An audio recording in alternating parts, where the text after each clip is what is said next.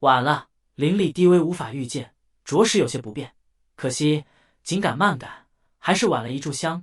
魏无羡望着云深不知处的夜间静致，悠悠叹了口气。家里的宵禁，连同其他那些繁琐家规，他平日里能遵守还是尽量遵守的。这一次带去夜猎实践的小孩，并不是蓝思追、蓝景怡同期，年纪更轻，经验更弱，颇为费神。魏无羡既带了孩子们出去，便不会让人只学些皮毛，仍是往穷山恶水、山野偏僻处钻。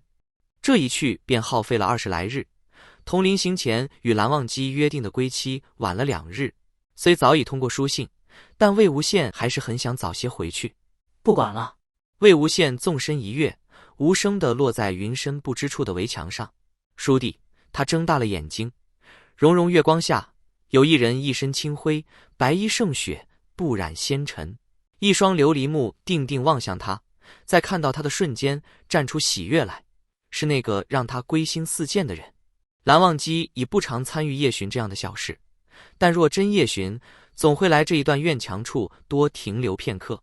此时月华流瓦，天朗无云，松风徐徐拂过魏无羡张扬的红色发带，颇有少年意气，与蓝忘机记忆里的画面渐渐重叠。蓝忘机道：夜归者不过卯时不得入内，你的脚收回去。声音里含了不易察觉的笑意。噗！魏无羡反应也极快，虚虚伸出双手，像拎了什么重物，朗声道：这位哥哥行得方便，天子笑，分你一坛，当作没看见我行不行？云深不知处敬酒，罪加一等。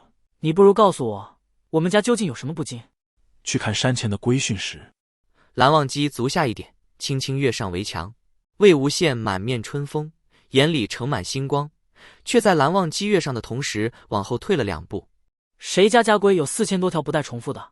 我夫君惯坏我了，什么不可白日宣淫，不可夜夜笙歌，我们早为变了。早在魏无羡说出夫君2字时，蓝忘机便已双耳通红地出手了。两人在狭窄的岩墙上连拆数招，快如闪电。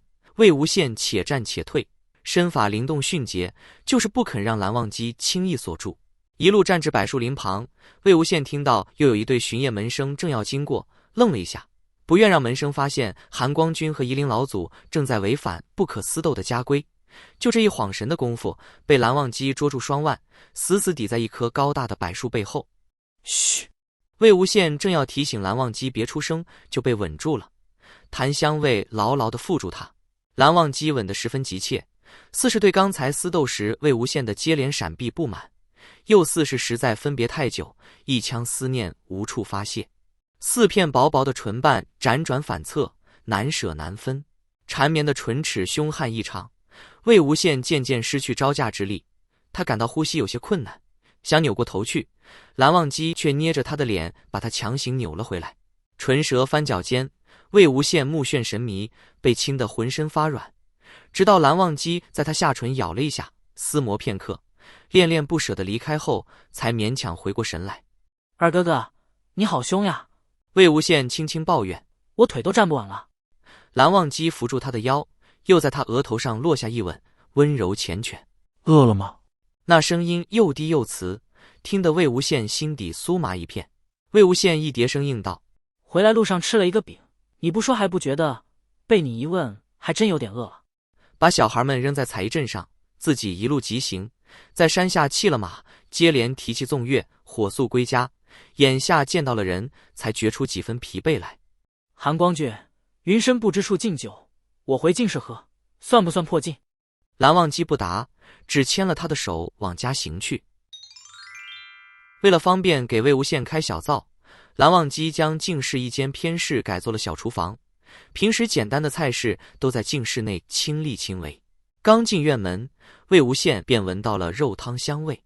蓝忘机道：想你明日可能回，煲了汤。蓝湛你真是太好了。魏无羡在蓝忘机脸上响亮地啵了一口，3步2步跨进小厨房。只见灶台上放着平日里惯常用的那只汤包，小火慢慢煨着。蓝忘机给魏无羡盛了一碗汤，除了莲藕和排骨，还加了荸荠。排骨已经炖得软糯，肉质入口即化，莲藕和荸荠清甜，很好的中和了肉汤的腻味。魏无羡食指大动，迅速干掉一碗汤。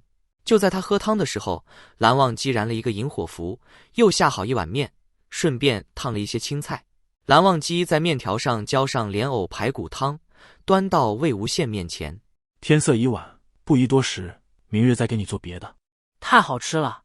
魏无羡一边往碗里吹气，一边吸着面条。蓝湛，你怎么这么厉害？蓝忘机不答，嘴角微微往上翘起，慢慢洗着煮面用的小锅子。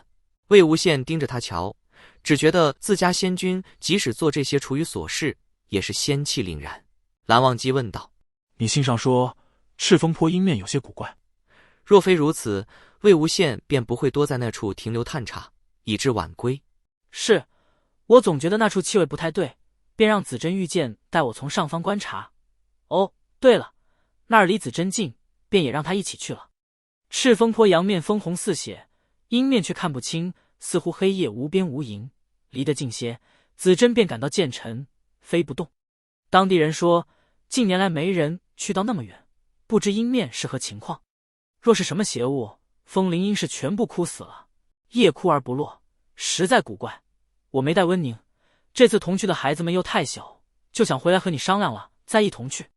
一碗面下肚，满腹暖意融融，困意便涌了上来。魏无羡一边说，一边觉得上下眼皮直打架。在外边时倒没什么感觉，再胸有成竹，也得集中精神盯好10几个小朋友，不能完全放松。回到蓝忘机身边，便觉得骨头都瘫了，困倦不堪，连路都不想自己走。蓝忘机见他已有睡意，将碗筷简单收拾进水槽里泡着，随后轻轻将人抱起，向卧室走去。明日再议，先睡吧。魏无羡咕哝道：我急急忙忙回来，还没吃上白菜。他熟练地去拽蓝忘机的抹额。蓝忘机简短答道：明日。算他返程路途，便知他已连日赶路，必定疲惫。魏无羡实在是困极，只扯了蓝忘机的抹额缠在手里，闭上眼。那我早睡早起。被轻柔地放在床上时，又道：二哥哥，你明早起时把我操醒。随后便沉沉睡去，坠入梦乡。卯时，净室内上有些昏暗。昨夜蓝忘机带人睡熟，将人剥干净，从头到脚细细检查。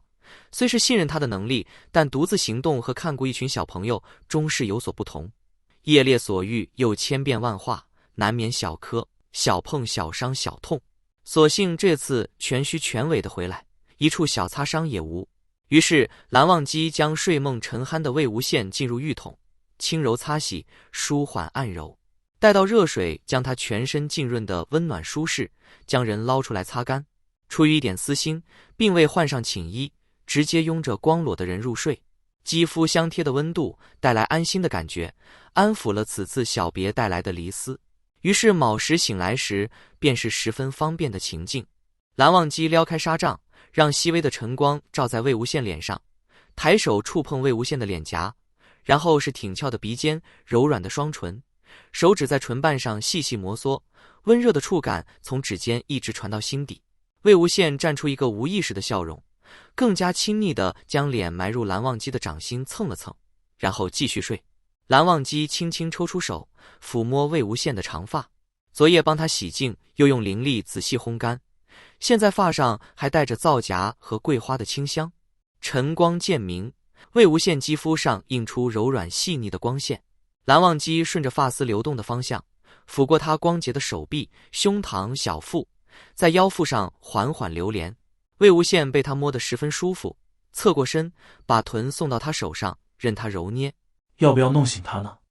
昨晚入睡前，魏无羡的确是要求过早上操醒。几年下来，为了宝贵的晨间时光可以与蓝忘机一同度过，陪着他监督早课或是喂兔子，同时也是为了不让蓝忘机同自己一样过于晚睡，魏无羡的作息已经稍有改善，从巳时起渐渐挪到了辰时起。然而卯时起对他而言还是太早了些。蓝忘机喜欢看他熟睡，魏无羡睡着的时候异常乖巧沉静，睡在他身边时一副全然安心无忧无虑的状态。蓝忘机继续揉着魏无羡的腰臀，再如他所愿将他操醒，和夜猎刚归让他休息之间犹豫不定，微微有些出神。魏无羡被他揉得哼哼两声，手茫然地抬起，胡乱扒拉2下，摸到了放在枕旁的抹额，缠在指尖，然后拽过蓝忘机的枕头，将脸埋入其中，深嗅了一腔檀香味，对着枕头便是啾啾啾几下猛亲。二哥哥，魏无羡低声呢喃，将蓝忘机的枕头拥得更紧，继续好眠。于是蓝忘机不高兴了。